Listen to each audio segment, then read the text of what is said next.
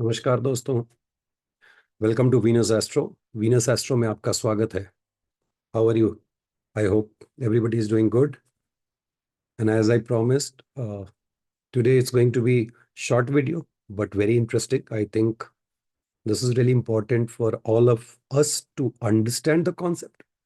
And many a times you will see that the concept is not applicable for you. That doesn't mean that you should not look at even your family members' chart, your friends. And if you are practicing astrology, you should know it. So before we start, again, repeat the same thing. If you are not subscribed, please subscribe this channel. You are going to enjoy the content because making sure that in this journey, everybody together, we learn together, we share with each other. Sorry for the voice. So today's concept is related with D9, but before that, I would like to talk about few things which are important. So we know about 64th Navamsa. And this is the concept. As advanced, they will understand. But even if you are new to astrology, you can look at the charts and what technique that I'm going to give, you can implement it. But from concept standpoint, 64 Navams, generally it is used to check the transit. So bad events and all those things. And different writers, they have different point of view. See, when it comes to 64 now, and how to find it out? You take Rashi, any planet, go to Navamsa, move four places ahead. That becomes your 64 Navamsa. Very simple calculation. If I'm not wrong, Jatak Parijata, they consider it from moon, 64th Navamsa.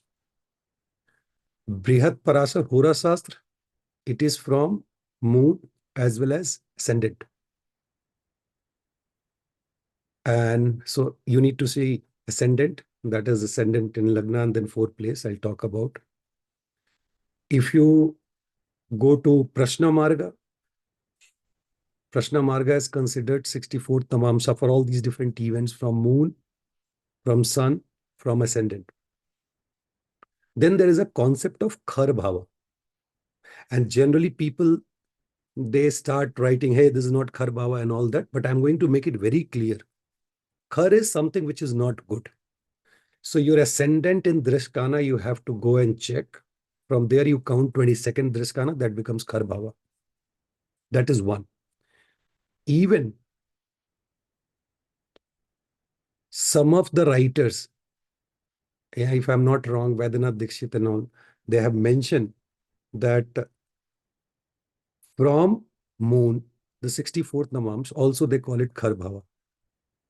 When I was reading Patel Saab book, so what he has done one step ahead, he has taken all the planets and fourth place from there in Navamsa and he checked all the transit and it worked beautifully. Implemented in many charts. So even 64th Navamsa, not only from moon, because one writer is saying, okay, I'll consider from moon and I'm saying Karbhava.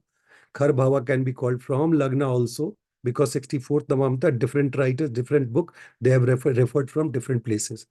But fourth house of Navamsa is really important. From ascendant, I'm counting. People can debate, no problem. But this works. You can go and check it, and this will save you. I'm going to share my screen.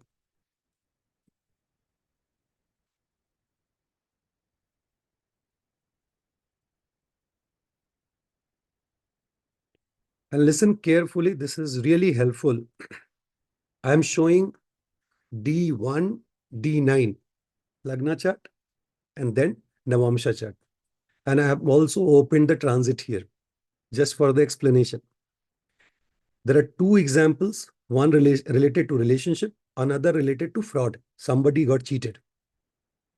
So I'm saying that the concept here is, and this is who am I to say this? Concept is in D9, look at your fourth house, house of punishment. If you have a malefic sitting there, it means that you have done some sin in the past life, and for that, you need to pay in this life. I can bet my gurus, they have explained it well. So many books. Go and read rather just reading the articles. I would encourage everyone to read books.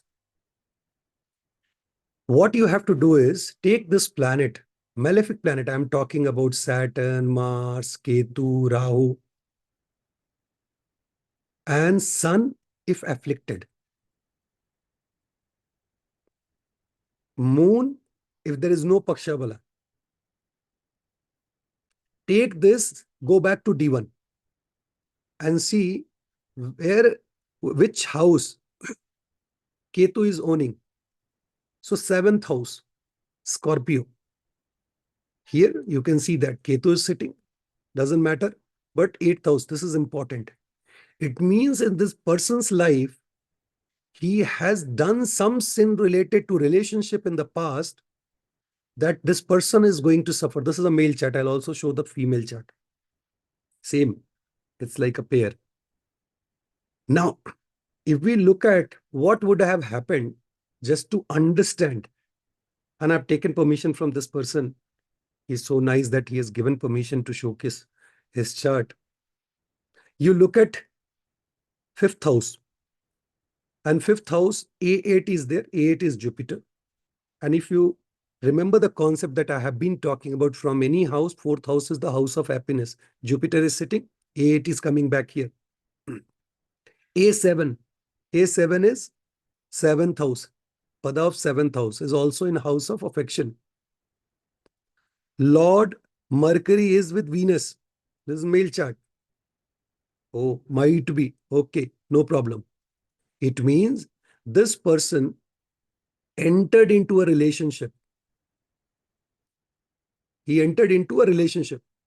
Now, when I was looking this chart few weeks back, and we were discussing, and I was trying to figure out the timeline when that person would have entered into a relationship, and that's where I discover the period, 2011-12 period.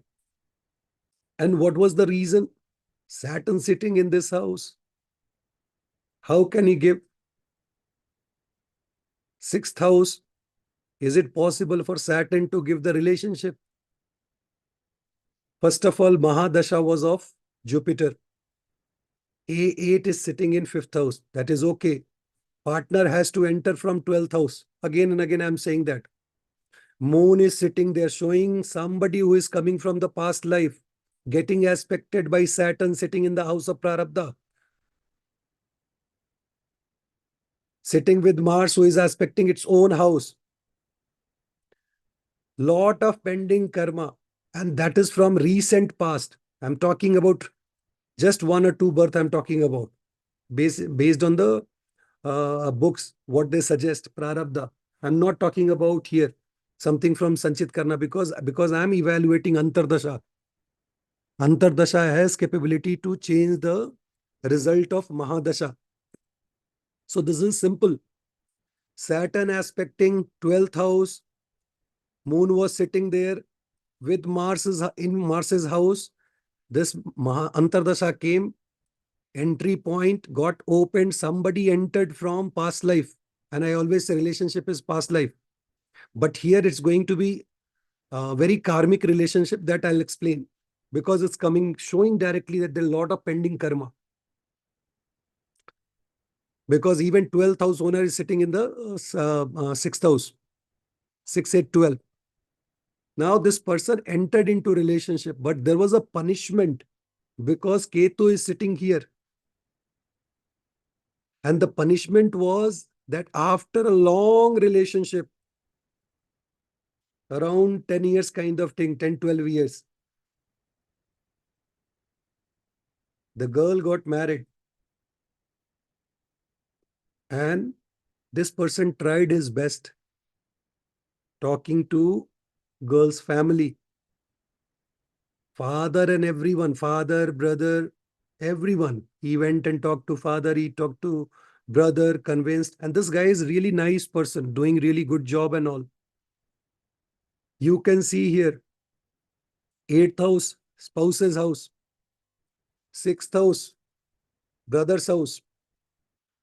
And this is from here, this is father's house, son, Karka of father, brother, everybody is sitting. This person, and this is the, I always say that you are going to create something, you are going to do something. This person tried a lot, nothing worked out. It would have worked out, no doubt about it. Ketu not sitting in the fourth house, it would have worked. Got married with the same girl.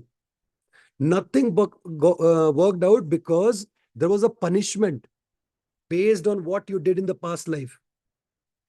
And I'm telling you, I'm showing the simple chart. If you get into homicide, serial killing, rape, and all those things, get scared with this concept. I was looking at Astro Data Bank to figure out some of the example charts, and then when I looked at the events and all, I didn't had courage to show it here. The kind of events that had happened in the people's life. So this is like very simple. Now, same cheese, same thing. I'm a Hindi belt guy. Okay, same thing if we evaluate in the second chart. See, this is coincidence. Rahu Ketu sitting. That is a karmic relationship. I am not interested in that. I am interested in Ketu sitting here. Ketu is Lord of eighth. I'll tell you the difference between Lord of seventh house, Lord of first house. When I say Lord of eighth, not Lord of first, Scorpio sign is here. My bad. There is a slight difference. This Ketu owning seventh house in boys chart and first house in girls chart. Again, if you look at Jupiter Antardasha, Jupiter's house sitting in the 11th house, aspecting this house, aspecting the house of marriage, everything is happening. The girl again entered into the relationship, and relationship entry was 7th. Jupiter aspecting the second house. It means activating Venus, who is the owner of 12th house. Easy. Partner is coming, no problem. But again, because of the Ketu, no marriage. She got married with someone else year back. What is the difference between this chart and this chart? If you look at this chart without looking at the second chart, girl's chart, it's easy to make the prediction. Boss, the amount of pain that you are going to get, more than that, girl will suffer. She is going to suffer a lot. She got married. Rahu sitting here. This is Scorpio sign, lorded by Ketu. This is ascendant of that girl. She is suffering. Boy is also suffering. But girl is suffering a lot because she got married. She was not in favor. Now you think of a girl has to spend her whole life with someone else, and she is in love with someone else. I don't want to take name, place, and all that. But knowing this concept, somebody would have seen this, at least said that, hey, this is going to happen. Now, two things. Would you like to try remedy? Number one. Number two, at least let them know this is going to happen. Don't get into. But the question, if it is going to be karmic and things are going to happen, then you can do the remedy to cushion it out. This was very simple. The complicated is the next one. Fraud. Very nice person. Again, if you look at this, is called Pravraj Yoga. 4 planets in one of the Kendra. Life is all about concentrated in 7th and 8th house. This is even one petal. It's too heavy. If sun would have been here, combusted one of the planet, no problem. But that's a different concept. Today we are learning Saturn. So we are learning 4th house of Navamsa. You can see that Saturn is sitting here. Saturn is lord of 11th and 12th. Let's evaluate what would have happened. So this was the period, Saturn-Sun period. In the period of Saturn and Sun, his friend came to this guy and asked for some 3, 4 lakhs or 5 lakhs. So what happened in Saturn Mahadasha, Sun Antardasha, Sun Antardasha, okay, sub period of Sun activated Mercury.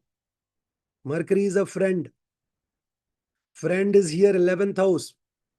What friend said? From here 1, 2, 3, 4, 5, 6.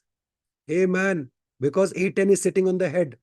So friend travel all the way, went on the head of this person and said, I am looking for money. Because Mercury is also activated through Sun. Could you lend me some money? This person said, no problem. He just gave him the money. But the friend never returned back the money. And the most interesting thing, this person didn't have money at that time to lend money to his friend. What he did is that to pay him or to give him the money, he went and asked that amount to someone else, some relative. Which relative he went to? Antardasha, sub period of Sun. Sun is Lord of sixth house. He went to Mamaji, maternal uncle, took that 3, 4, 5 lakhs, whatever, I forgot the amount, paid to this guy. This guy ran away. All of a sudden loss. Now this guy paid back monthly on a basis, on a monthly kind of thing, back to Mamaji, maternal uncle. This is one incident. Same Saturn Antardasha started. This is even more interesting. 7th house Saturn.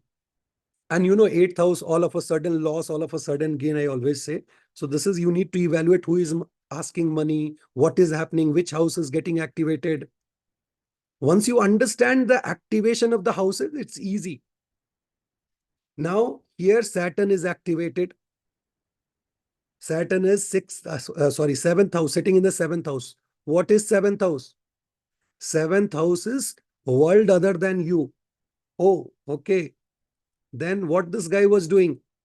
Saturn is sitting in the house of Mercury. Again, Mercury in the 8th house. What this Mercury is doing in the 8th house?